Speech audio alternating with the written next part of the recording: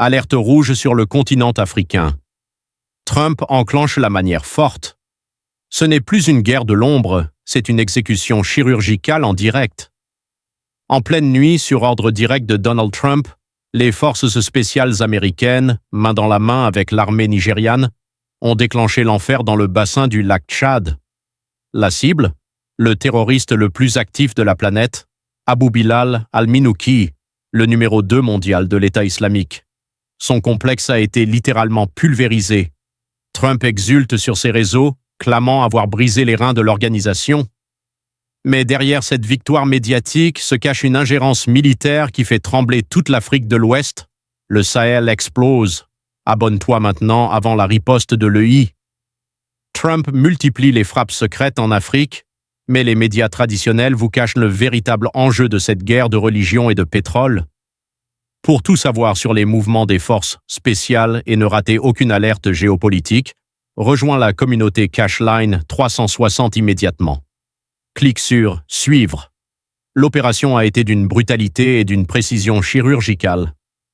Traqué depuis des mois par les services de renseignement, al-Minouki pensait pouvoir se terrer dans les marécages imprenables du lac Tchad. C'était sans compter sur les indicts de Washington. Le secrétaire à la Défense, Pete Hegseth, l'a confirmé avec un ton martial. « Nous avons chassé ce chef de l'EI et nous l'avons tué, lui et toute sa bande. » Le président nigérian Bola Tinubu a immédiatement salué ce partenariat audacieux. Pour la Maison-Blanche, c'est le coup de grâce porté aux capacités opérationnelles mondiales de l'EI. Mais cette élimination cache un agenda beaucoup plus agressif de l'administration Trump au Nigeria. Ce n'est pas la première fois que Trump envoie ses bombardiers et ses commandos sur le sol nigérian. Déjà en décembre, des frappes meurtrières avaient secoué le nord-ouest du pays. La rhétorique de Trump est toujours la même.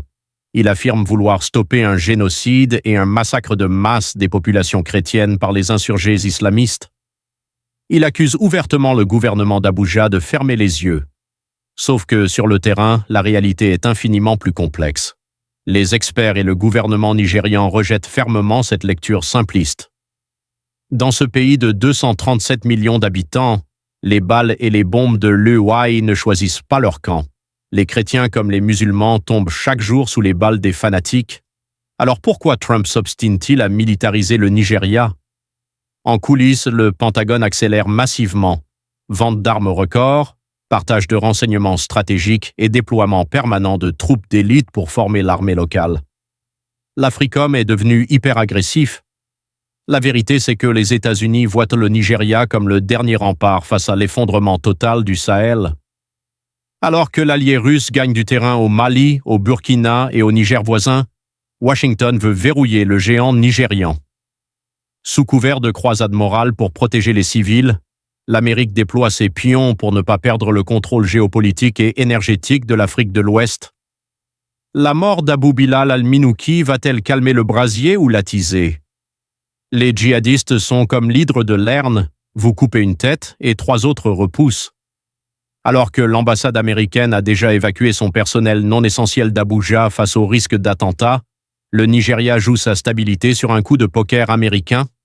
La guerre cinétique de Trump peut-elle éteindre une insurrection qui dure depuis 2009 ou va-t-elle plonger le pays dans un chaos encore plus profond?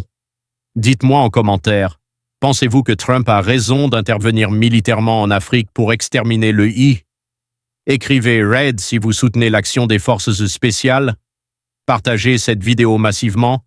L'Afrique est au cœur du jeu. Abonne-toi.